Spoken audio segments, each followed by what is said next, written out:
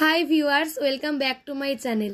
তো গত সপ্তাহতেই আমাদের পাশের বাড়ির এক দাদার মেয়ের ছিল অন্নপ্রাশন, আর সেখানে আমাদের নিমন্ত্রণ ছিল। আমাদের বলতে আমার আর দাদারের নিমন্ত্রণ ছিল। আর এই যে গাউনটা আমি যেটা পরলাম সেটার বয়স প্রায় 4 থেকে 5 বছর হয়েই গেছে। এই ড্রেসটা আমি কিন্তু বহুদিন পরি না, তাই ভাবলাম পরেই যখন আছে আর পরাও হয় না, তাই ভাবলাম এখানেই পরে যাই। এটা আমাকে মামি পুজোর সময় দিয়েছিল, আর এটা কিন্তু এখনো খুব ভালোভাবে ফিট হয়ে গেছে আমার গায়ে। চলো ওই অন্নপ্রাশনের দিন আমি কিভাবে সাজলাম, কেমন মজা করলাম আর কি বা খেলাম সব তোমাদের সাথে একটু শেয়ার করি। তো ফার্স্টেই মুখে দিয়েছিলাম গোলাপ জল, মানে অ্যাজ আ টোনার গোলাপ জলটা ইউজ করেছিলাম। আর আমি কিন্তু অত ভালো মেকআপ পারি না, যাই হোক যেরকম ইউটিউব থেকে শিখেছি ওইভাবেই মেকআপটা করেছিলাম। তো প্রথমে গোলাপ জলটা ভালো করে অ্যাবজর্ব হয়ে যাওয়ার পর আমি দিয়েছিলাম এই অ্যাকোয়াসফটের ময়েশ্চারাইজারটা। এটা কিন্তু অয়েলি স্কিনের জন্য খুবই ভালো একটা ময়েশ্চারাইজার, আর এটা আমাকে ডক্টরে রেকমেন্ড করেছিলেন।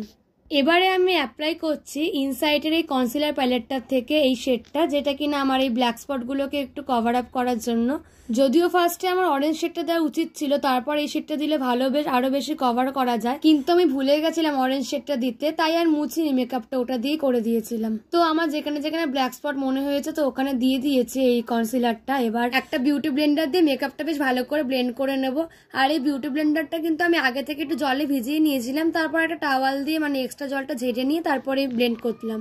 এবারে আমি অ্যাপ্লাই করব মেবলিনের এই ফাউন্ডেশনটা, আর এটা শেড নাম্বার ছিল 330। আমার স্কিন টোন অনুযায়ী শেডটা নেওয়া হয়েছে। ফাউন্ডেশনটাকে মুখে এরকম ডট ডট করে লাগিয়ে নেওয়ার পর আবার বিউটি ব্লেন্ডার দিয়ে ব্লেন্ড করে নিলাম।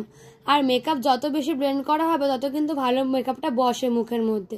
আর প্রথম ফাউন্ডেশন মাখার পর মুখটা একটু বেশি সাদা মনে হলো, পরে কিন্তু একদম স্কিন টোনের সাথে এটা মিশে যায়।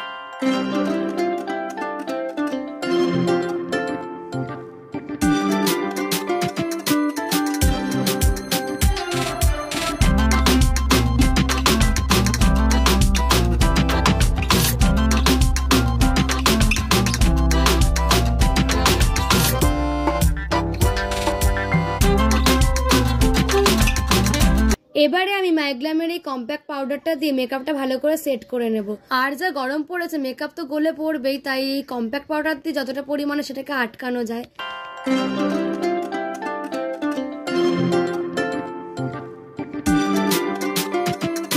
আর মুখের সাথে সাথে কিন্তু গলাতেও অ্যাপ্লাই করা দরকার, তাই গলাতেও একটু কম্প্যাক্ট পাউডারটা লাগিয়ে নিলাম। এরপর আমি সুইস বিউটির একটা আইব্রো পেন্সিল নিয়ে একটু আইব্রোটাকে সেট করে নেব। যেহেতু আমার আইব্রোটা প্লাক করা ছিল না, তাই একটু প্রবলেমও হয়েছিল। আর যেটুকুনি পেরেছি পেন্সিলটা দিয়ে মানে আইব্রোর ফাঁকা ফাঁকা জায়গা যেগুলো ছিল ওগুলোতেই শুধু ফিল করে দিয়েছি।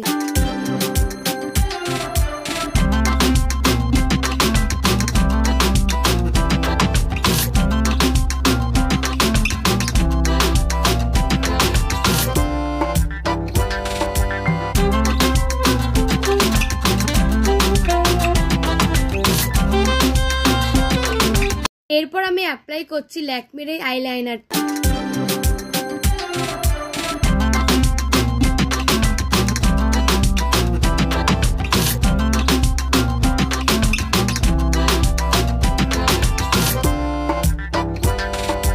আর এখন আমি মামা আর্থের এই কাজলটা ইউজ করব। আর এই কাজলটা না খুবই ভালো, একটুও স্প্রেড হয় না পরার পর।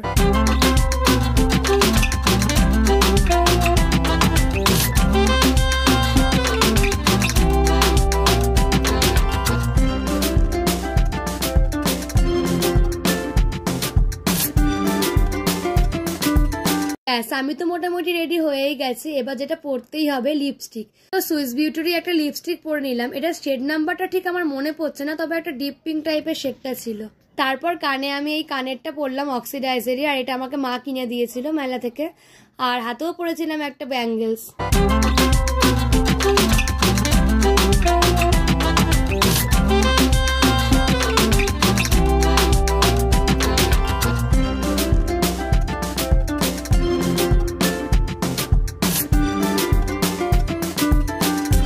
আর এবারে হয় আমার মেন প্রবলেম, চুলে কি স্টাইল করবো সেটাই বুঝতে পারি না, তাই ওই একদিকে শীতে করে চুলটা একটা বাটারফ্লাই ক্লাচার দিয়ে আটকে নিয়েছিলাম।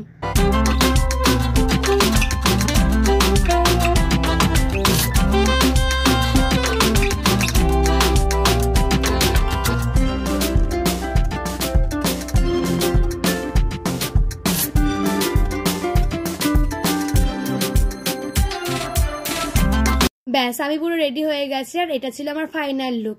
এরপর আমি আর দাদা মিলে চলে গেলাম অনুষ্ঠান বাড়িতে, যেহেতু পাড়াতেই ছিল আর প্যান্ডেলটাও করা হয়েছিল পাড়ার মধ্যে। আর এরকম ভাবে চারদিকটা কত সুন্দর বেলুন দিয়ে সাজানো হয়েছিল, গেটটাও বেশ ভালোই লাগছিল দেখতে।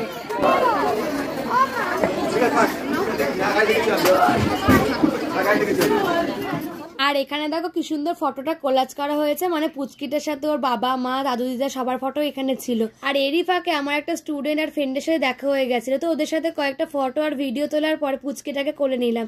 এই যে এরই ছিল অন্নপ্রাশন, ওর নাম হলো স্নিতিকা। কি যে মিষ্টি লাগছিল সেদিনকে ওকে তো আমি কোল থেকে নামাতে চাইছিলাম না। তারপর এখানে দিচ্ছিল ঠান্ডা ঠান্ডা আম পান্না, আর এই গরমের জন্য তো এটা একদমই উপযুক্ত একটা জিনিস। আর এই গরমে এরকম ঠান্ডা জিনিস কি আর ছাড়া যায়, তাই আমিও একটা গ্লাস নিয়ে খেয়ে নিলাম। আর এটা খেতে কিন্তু খুবই ভালো লাগছিল, যেহেতু পুদিনা পাতাও ছিল, একটা পুদিনা পাতার ফ্লেভার আসছিল, মানে খুবই টেস্টি হয়েছিল ড্রিঙ্কটা। তারপর আবারও আমি পুচকিটাকে কোলে নিয়ে কিছুক্ষণ বসেছিলাম, আর এখানে অনেক কটাই বাচ্চা ছিল, ওদের সাথে একটু খেলছিলাম। আর এখানে দেখতে পাচ্ছ এই সাইডে হচ্ছে ওর বাবা আর একদম ওই সাইডে ওর মা, তো ওদের সবার সাথে ওর ফ্যামিলি একটা ফটো তুলছিল। তো কিছুক্ষণ ওদের সাথে গল্প টল্প করার পর আমি আর দাদা মিলে চলে গিয়েছিলাম খেতে। আর সেদিনকে ওয়েদারটা কিন্তু হেভি সুন্দর ছিল, সারাটা দিন ধরে তো বৃষ্টি পড়েছিল, কিন্তু রাতের দিকে যেহেতু বৃষ্টি পড়েনি কিন্তু খুব ঠান্ডা ঠান্ডা ছিল, ওয়েদারটা বেশ ভালোই লাগছিল। চলো এবার দেখাই অনুষ্ঠান বাড়িতে কি কি খেলাম। তো প্রথমেই তো দিয়ে দিয়েছিল পাতা, একটা গ্লাস আর টিস্যু পেপার তো থাকবেই। তারপর দিয়ে দিয়েছিল গরম গরম কচুরির সাথে ছোলার ডাল, আর এই কচুরির সাথে ছোলার ডালের কম্বিনেশনটা তো আমার জাস্ট হেভি লাগে। এরপর দিয়ে দিল ভেজিটেবল চপ সাথে স্যালাড, যদিও ভেজিটেবল চপটা একটু ঠান্ডা হয়ে গেছিল ঠিকই, কিন্তু খেতে বেশ ভালোই লাগছিল। আর ভেতরে স্টাফিংটাও বেশ ভালোই ছিল, পুরো কাজু কিশমিশে ভরা ছিল। তারপর চলে আসলো আমার প্রিয় খাবার বিরিয়ানি, আর সেদিনকে কিন্তু এগ বিরিয়ানি হয়েছিল, তাই সাথে দিয়ে দিল একটা ডিম আর একটা বড় সাইজের আলু। যদিও আমি আলু খেতে অতটা ভালোবাসি না, কিন্তু বিরিয়ানির আলুটা বেশ ভালোই লাগে। আর তার সাথে দিয়ে দিয়েছিল লাল লাল গ্রেভির একদম চিকেন কষা। এমনি তো আমার শুকনো শুকনো বিরিয়ানির চেয়ে এরকম মানে গ্রেভি দিয়ে খেতে বেশি ভালো লাগে। আর সবকিছু দিয়ে ভরিয়ে কে কে খাও আমাকে কিন্তু কমেন্টে জানিও। আলু, ডিম, গ্রেভি আর মাংসটা সবকিছু দিয়ে ভরিয়ে খেতে কিন্তু জাস্ট দারুণ লাগছিল। আর মাংসটাও কিন্তু খুব ভালোভাবেই সেদ্ধ হয়েছিল। আর এরপর দিয়ে দিয়েছিল রসগোল্লা আর দইয়ের লস্যি। এই ছিল অন্নপ্রাশনের মেনু। পুরো ভিডিওটি কেমন লাগলো অবশ্যই কমেন্টে জানিও, আর ভালো লাগলে প্লিজ একটা লাইক, সাবস্ক্রাইব আর শেয়ার করে দিও। দেখা হচ্ছে নেক্সট ভিডিওতে। Thanks for watching, tata.